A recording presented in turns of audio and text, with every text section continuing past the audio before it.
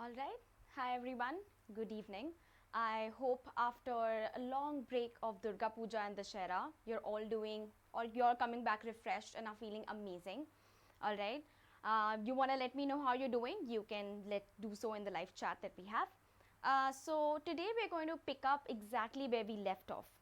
Okay. So remember we were talking about cell and the world of cell. We started by talking about the fact that all living organisms are in fact made up of cell, right?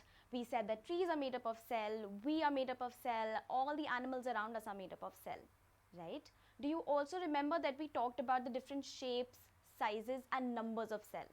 We also saw how just because an organism is big doesn't mean that he or she or it will have really big cells. So an elephant might have the same size of cells as we do. All right. Regarding the shape of the cell, we also saw that in human body there are round, spherical or elongated shaped cells.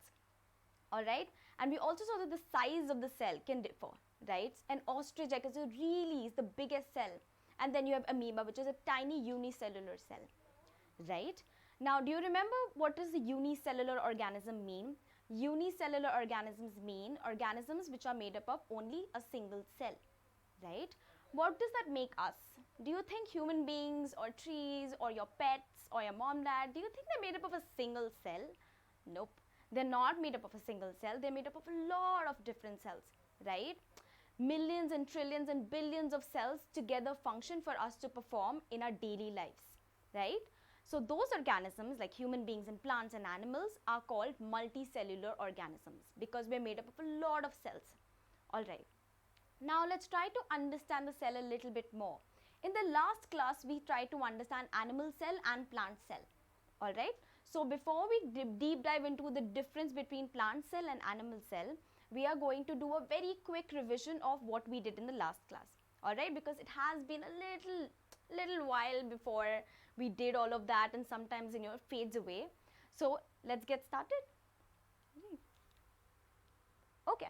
So let's look at the animal cell. Let's quickly revise the components that we saw in the animal cell. Okay. So the first component that we saw is a cell membrane or plasma membrane. And I told you, right, it's something that protects the cell, gives the cell its shape, and it also creates a distinction between the cell and its surrounding. It also protects the cell from other cells around it. All right. Let's look at cell organelles. Cell organelles is all the contents of the cell, right? So the nucleus, the cytoplasm, everything that makes up inside the cell. So inside the cell membrane or the plasma membrane. Cytoplasm. Remember that we talked about a jelly-like structure, right? That jelly-like structure is called the cytoplasm. So your nucleus, all the other cell organelles are embedded in the cytoplasm. All right, these are three very basic important components of a cell, not only for animal cell but also for plant cell. Great. Let's move on and understand a few more components that we looked at. Let's quickly revise them. We have a nucleus, right? Remember we talked about nucleus, or we have a body and we have a brain. Nucleus is basically like the brain of the cell, right? It helps the cell to make really important decisions. It helps the cell to operate, so it operates better and then it helps us to operate, right? So everything basically what we are doing is something that cell is doing. So nucleus is very important, just like our brain is, right? So nucleus membrane. Now nucleus is in the cytoplasm, right? The jelly-like structure. Now nucleus is separated by cytoplasm with a membrane. Nucleus membrane we call it. Okay. Now one thing that I forgot to revise with you quickly is that cell membrane or plasma membrane and nucleus membrane, both of them have small tiny holes. Okay, they are porous. Basically it helps the nutrients to pass through in and outside the cell and between cytoplasm and nucleus. Alright, so always remember this. The cell membrane, plasma membrane and the nucleus membrane both have very tiny holes which are called, so it's porous and it allows nutrients to flow through. Alright, then we have nucleolus. So remember we talked about if we look at the nucleus using a microscope, we'll be able to see that nucleus has a lot of small round structures inside it. They are called nucleolus. Okay. Now nucleus is not the only thing that's inside the nucleus. We also have very important contents like chromosomes, which in turn contains genes. Remember I gave you an example of the fact when you go to a party and somebody wants to put up a question, go ahead. I will take questions by the end. We're going to park it for now because we're doing quick revision, right? So yes, we were talking about chromosomes and genes. So remember when I told you that sometimes when you go to a party or sometimes when you meet relatives or friends and they say things to you like, oh, you look exactly like your father, or your hair look exactly like your mother, you're so beautiful like your mother is, right? So though that is something that is basically hereditary traits that we get from our parents, right? Maybe it's the hair, maybe it's the way you look, maybe it's your eyes, maybe it's your nose, right? So that is something that chromosomes and genes are responsible for. If genes is not there, you will not have traits similar to your parents, right? So chromosomes and genes contain very, very essential information, and all of it would not be there if there was no nucleus. Alright, so now we have done nucleus membrane, we know what a nucleolus is, we know what is a chromosome, and chromosomes contains genes. Last is protoplasm, right? Remember we talked about cell organelles in the last slide? Protoplasm is when you include cell organelles plus the plasma membrane or the cell membrane. When you exclude the plasma membrane or cell membrane, it becomes cell organelles only, because we're talking about everything that's inside the cell. Alright? Okay. Let's take a look at the plant cell. We also talked about plant cell, right?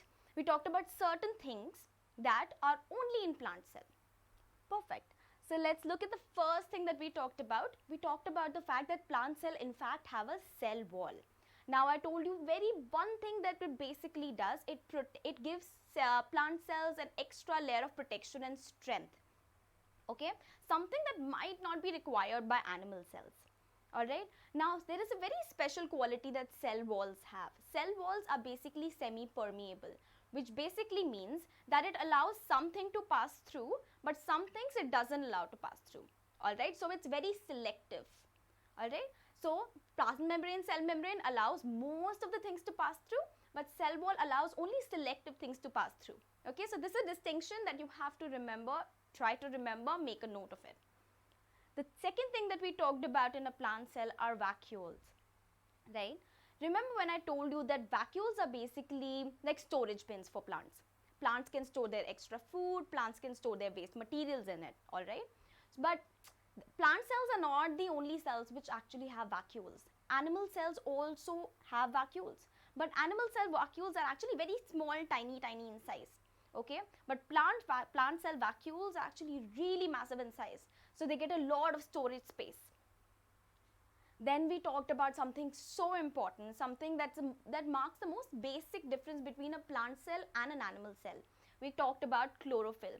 Remember when I said that all the trees, most of the trees, not all the trees, but most of the trees, bushes, shrubs, everything that we see tends to be green, right?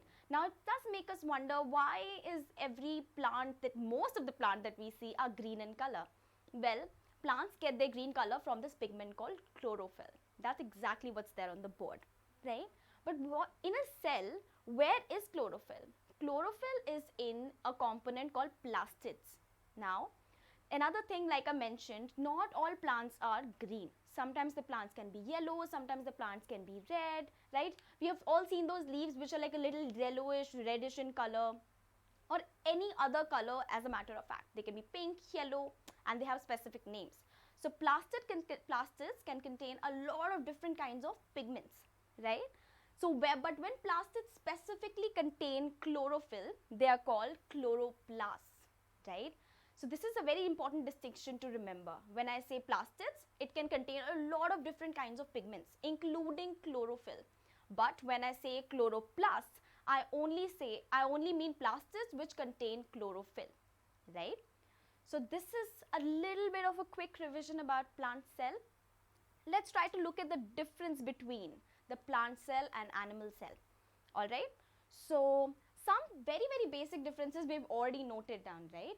The plant cell have cell wall, animal cells do not have cell wall, right? Then we have vacuoles. Remember that when I told you that animal cells also have vacuoles, but their vacuoles are very small in size, okay? Plant cells tend to have very big vacuoles. They take a lot of space inside the cell, and plant cells, yes, tend to use them as their storage bin. So extra food, waste material, all goes there, right? So we have cell wall, we have vacuoles. The third thing, which is very evident here in the picture itself, do you see those green marks here and those green marks are missing here? Okay. And those green marks are missing here, right? That's basically chlorophyll. We are not green in color, right? Exactly, because we don't have the pigment chlorophyll. If we don't have the pigment chlorophyll, our cells do not require to have a special component in our cells to keep chlorophyll. So automatically we don't have plastids, we don't have chloroplasts, right? So cell wall is one, we have chlorophyll, plastids, chloroplasts, we have vacuoles, okay? Now let's look at the next slide, which I by mistake showed you, but we're going to look at the difference. Alright, so here is where I'm going to show you that there are some things which are common between plant cells and animal cells, as we've already discussed, and some things which are very specifically only for plant cells, right? So the first thing is cytoplasm, the jelly-like structure. Both plant cells and animal cells have cytoplasm, right? That's where the cell organelles, all the things that are inside the cell are embedded. So it's very important. So plant cell, animal cells both have cytoplasm. The second thing, nucleus, right? Have you ever met somebody who does not have a brain? Exactly like that, every cell does have a nucleus, whether it's a plant cell or an animal cell. Alright, so that is common between plant cell and animal cell. Then you have cell membrane or plasma membrane. Like I told you, no matter what cell it is going to have a cell membrane or plasma membrane to protect it from its surroundings, to protect it from other cells, and to keep it safe and to give it its shape, right? Whatever shape there is, right? And to keep all the contents together. It holds the cytoplasm and cell organelles in it together. Alright, just few things that you have to remember. Okay, then you have here in green is mentioned something that's cell wall that is not there in animal cells, as we've already discussed. Then you have vacuoles.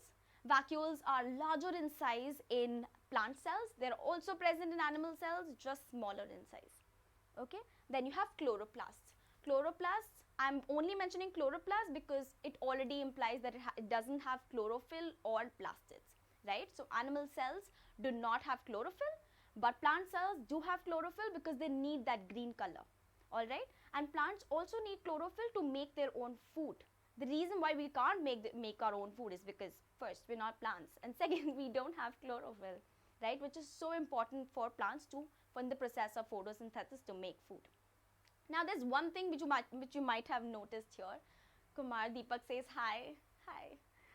So moving on, there is mitochondrion here, right? That's something that we have not discussed till now. So I'm not going to go into depths to make you understand what exactly it is, because in the next coming sessions we will eventually discuss it, right? But I'm going to tell you in brief what it actually means. So mitochondrion is something that's present in both plant cells and animal cells, as you can see. Mitochondrion is basically the powerhouse of the cell. Now, when you think about why do we eat food, right? We eat food because it gives us energy, right? The energy to play, energy to do mischief in class, energy to do our homework on time, right? So it gives us a lot of energy.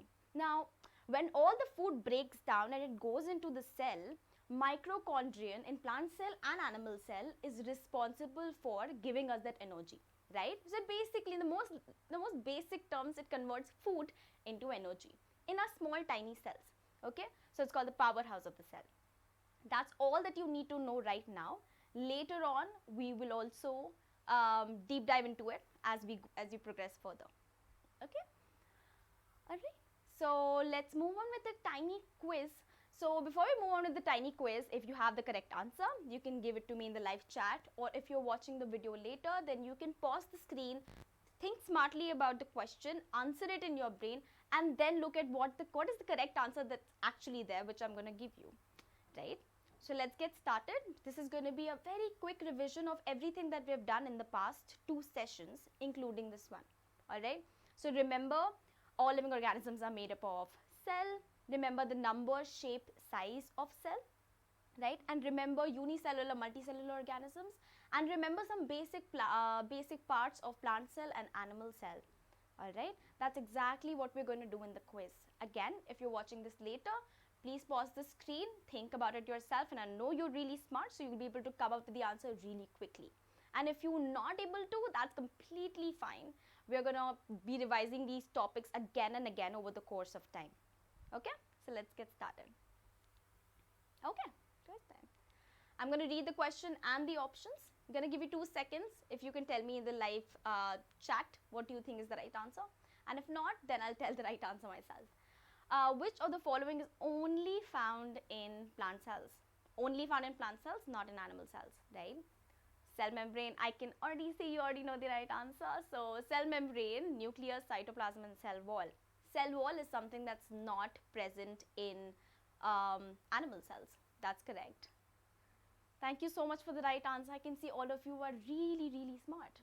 Okay, let's move on to the next one.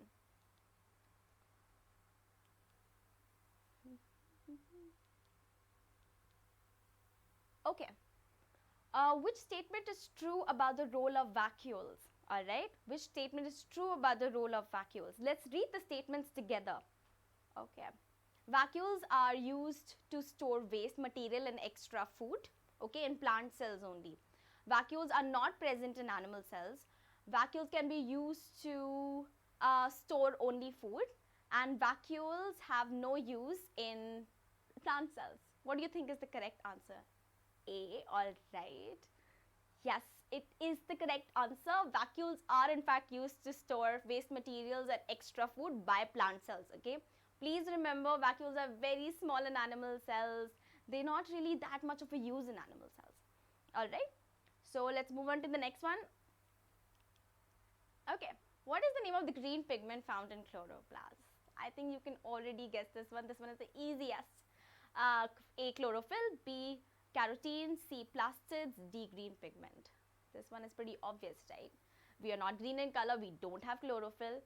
Trees are green in color, they do have chlorophyll, right? Great, I can already see a lot of you answering in the live chat. Thank you so much. I can see you're super smart. Let's look at the next one. Unicellular organisms consist of A, 1 cell, B, 2 cells, C, 2000 cells, C, trillions of cells, right? You can see an image right here. It's a clue. Alright. Oh, my voice is low. I'm so sorry. I'm going to try speak louder so you can hear me better. So the answer is 1A. So unicellular organisms are actually organisms which only have a single cell. Perfect. Great. Thank you, Deepak. I can see you already know the answer. Okay. Alright. I think this is the last one. The question is, which cell is helping you think right now? This one you have to guess because you should know which one is option A, which one is option B. So, which one is helping you think right now? The first one or the second one? Alright, I can see Lakshmi knows the answer. I can see Dash knows the answer. B is helping us think. Okay, neuron cell. That's perfect. That's actually very spot on. So the option A is actually the neuron cell, basically cells which are actually in our brain. So these are the cells which carry on messages from one cell to another. Can you see it's carrying on messages? Exactly. So these are the cells which actually help us to think, help us to learn, right? Right here. But the option B is actually, well, it's actually red blood cells. Red blood cells do help us stay alive, but they are not necessarily helping you to think right now. Right now, your neuron cells, like Lakshmi pointed out, actually are helping us to think. Okay, I can see all of you are really, really smart. All right. Now remember, if you have attended the first session and if you have not, I would highly recommend you go back to the first video, see the first session where I built a story about how my friend asked me, one day we were walking in a park, I can narrate it again. One day we were walking in a park and she asked me, how different are we to trees, right? And I did not have an answer. I was just, no, I have no clue. I mean, there were some basic things that I could point out, like trees cannot walk, trees cannot talk, while we can walk and we can talk. We have arms, legs, we have a face, trees have branches, trees have leaves, right? And they have barks. Those are some basic ones I could come up at the point. But after that, I was just blank. But I think after this session, there are some things there are some things we can actually add on, right? So in the tree side, on the tree side here, I can write that plant cells in fact have a cell wall. They have bigger vacuoles, right? They also have some shared concepts with animal cell, right? We all have, all the animal cells and plant cells have cell wall or plasma membrane. All of them have cytoplasm, and all of them are helping us to stay alive, right? like like we all know, right? Even trees are alive, and that's why there is a reason why when we say trees and us both are made up of cells, we say both, all of them are alive, right? So if you want, you can pause the screen here and add your own points here on all the differences that I did not mention here, all the differences you think could have come here. You can of course comment it in the chat, that's also fine. Or if you think that I missed something out in this session, you can comment it in the chat and I will try to do another session on that. And if you think there is an improvement, there's something that I mispronounced or said wrong or stated a fact which was not that correct, then you can write it in the chat. I will read it and I will definitely rectify on that. All right. Well, this is the time when you give yourself a pat on your back because you deserve it. Thank you so much for joining me for this session, and it has been a pleasure for the past 3 sessions on exploring the world of cell together, right? I am going to see you tomorrow, and I'm going to see you with a question that I think my mother asks me a lot, right? She keeps asking me, she keeps pestering me about the fact that, am I eating well? How am I eating? What am I eating? All the time, right? So tomorrow we're going to try and understand why do not just mothers, but parents in general, why do parents in general are so concerned about what we eat and when do we eat it, right? So if you want to know the answer to that and explore that, we're going to do that together. Well, this is it for today's session, and I will see you tomorrow. And thank you so much for joining us. Bye.